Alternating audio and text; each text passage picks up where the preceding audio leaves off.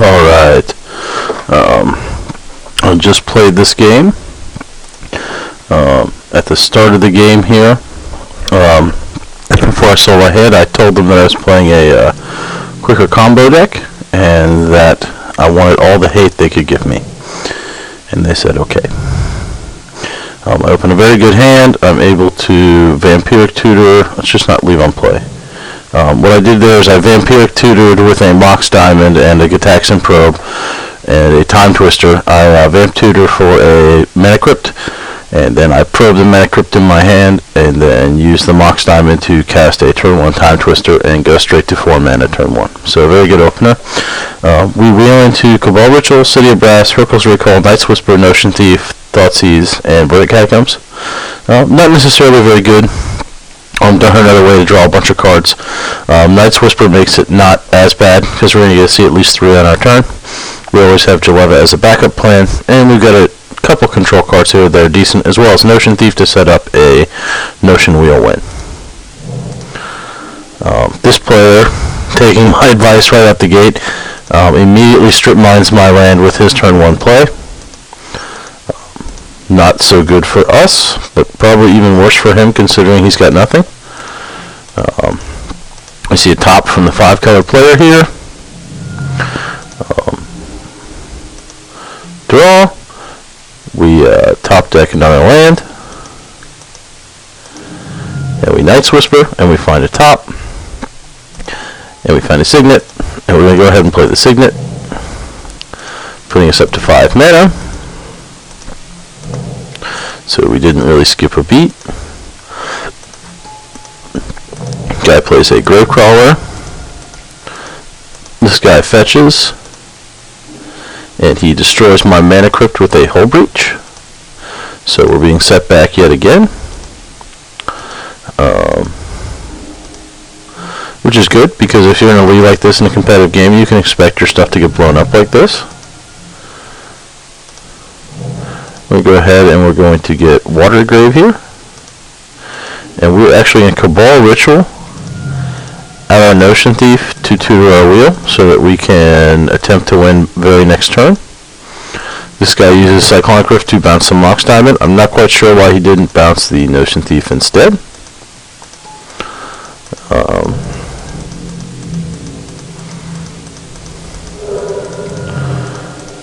This guy cycles even though I have Notion Thief out, which is kind of silly.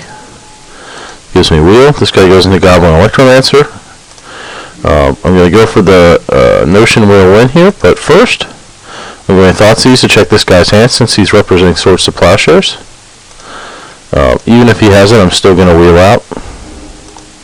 But if he just lets me take it, then I get a free win. I think the other option was to be able to play my top, which is a slightly safer option. But I can't pass up the chance of getting a free win, but he doesn't misplay, so we don't get to get value off our top. Might have been slightly smarter to do that, considering there's no open blue. But in the end, it's not a big deal.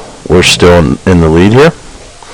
And we wheel into Gas. And we've got a Lion's Eye Diamond, a Chrome Mox, a Demonic Tutor, a Recurring Insight, and a Counterspell, as well as 2 lands. We drop the island out. We will sandbag the Chrome Mox. No need to drop it on the Recurring Insight now to hold open the Counterspell. We don't know what's going to happen with the blue players, whether or not they're going to tap out. I may in fact just have to want to use the Recurring Insight and then cover it with a Counterspell. Guy ends up making a ramp play here, so I probably could have held the Counterspell up, but I'm thinking I'm going to want to use it on my turn anyway. And what I'm thinking is if they tap out, I'm just going to do LED, Demonic Tutor, Yawgmoth's and kill them all.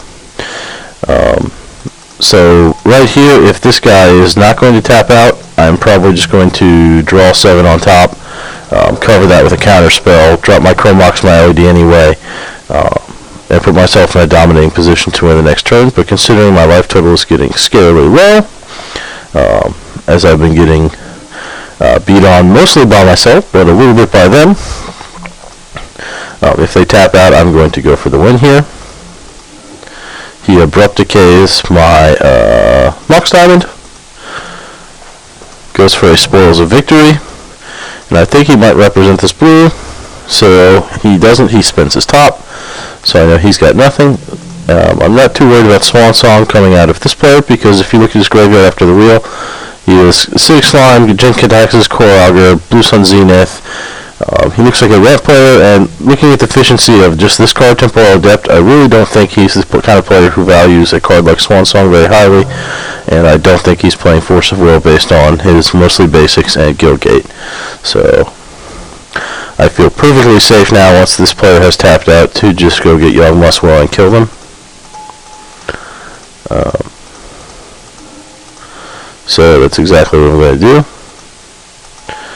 And I get my Mana Crypt, a land back, and immediately go into Cabal Ritual, so it's already netted me mana, and I immediately get Lion's Eye Diamond back, so it's made me a bunch of mana. I get to pull a Candlebra, I cast Mox Diamond, even though it gets exiled, just to get rid of it. Get Top out because it's cheap. And now we're going to go get Mind's Desire, and I think we're going to go get Remand, just in case I don't hit. So I use my Night's Whisper, just trying to get the storm as high as possible. I hit a Soul Ring with the Remand. I'm going to go into my Mind's Desire here for 14, which is almost always enough to get there, especially when we've got a real floating mana and a Yawgmoth's Will line in our yard. Though sometimes it makes it harder to storm kill players. Let's see if you can see what I got with the Mindset. Yes, you can here at the bottom. Necropotence, but here's the thing. I have Doomsday, Gush, and Cantrips, and Gilded Lotus, and Grim Monolith. So I've got mana to cast Labman, and a way to move through my pile. So we're just going to be simply putting our mana out, and then casting Doomsday. And then, because I got targeted with Strip Mine and multiple removal spells on my mana, made it a little harder to go off, but I'm still able to pull it off by turn 5, even getting focused by 3 lesser decks. I've been held down much better by a single good deck, especially a Winter Orb deck. Deck with a high counterspell density, plays a lot of its own Soul Ring type cards, and can just kill your mana. As you saw here, the Strip Mine here is really strong, and if you see me play this deck a lot, you'll take a lot of 1 and even, or 2 I should say, and even 1 land hands, where when players open on you with Strip Mine like that, it's very, very strong. But as you can see here, it really kind of put this player completely out of the game. Like, in multiplayer, it's almost easier to win, because the kind of things people need to do to keep this deck down on the first couple turns are just like really bad to do in general in multiplayer, which is one of the reasons this deck is so strong in multiplayer. So yeah, only new card I've added to the deck was, I guess I can pull that up, is Gamble. Gamble's actually been extremely good. I was playing it in some of my other Jeleva decks that I was testing for French play, as well as just budget lists, where I was attempting to replace some of the effect of something like Mana Crypt, where is it, with something like Goblin Electromancer or Nightscape Familiar. In this build, they're not necessary, and they're definitely not as good.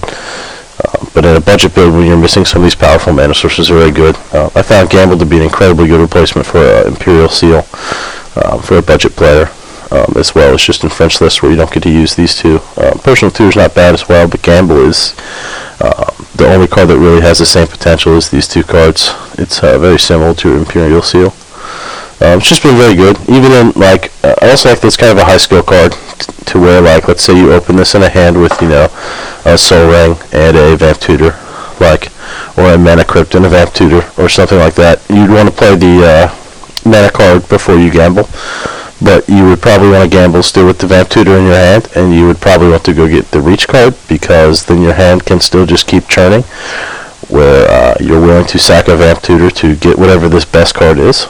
So, and then, you know, if you don't discard the card that you went to go get, you can just go get it again with the Vamp Tutor. And if you don't discard it or the Vamp Tutor, now you can go get another Broken Mana Rock or some way to get free value. Or if you're against a control player, your free counter spell to cover your wheel or something like this. So it's just a very, very good card. Trying to remember what card did I cut for it. Tormod's Crypt. Tormod's Crypt I found most useful just turning like Mox Opal online past ad nauseum. Like, it's good against reanimation strategies, but I don't play against those like every time, and unless I am in the meta game where I'm playing against them every time, it's just not even that much worth it. Like even if you're playing against something like Hermit Druid, like I would prefer to just be playing first and end up racing them, or try to just counter their Dread Return or something like that and then win behind it. It's just doesn't behoove me to play things that are proactive ways to stop players when I'm trying to be the fastest one at the table anyway. I kind of want my control cards to all be able to stop other players' control cards. And I also think just having a very high tutor density and a high quality refill density in the wheels and stuff like that is just a better way to combat through them anyway, because you can slowly, as you saw like that game when you're constantly wheeling, drop these little mana artifacts, or the Mox Diamond or things like that along the way to get incremental advantage, so that when you finally are trying to go off on a later turn because they've slowed you down, you have enough extra mana to cast the control cards to continue to protect your win cons and then finally be able to get there. So I think this is a very good addition. Other than that, I mean, in 1v1 I haven't liked this card as much just because you don't need it. Though in multiplayer I don't think I would ever cut this. I've been playing this so much lately, I really don't think there's much changes I want to make to it in the near future. So I might work on some other builds for a while, because I think this is as perfect as I need it to be at this time. So.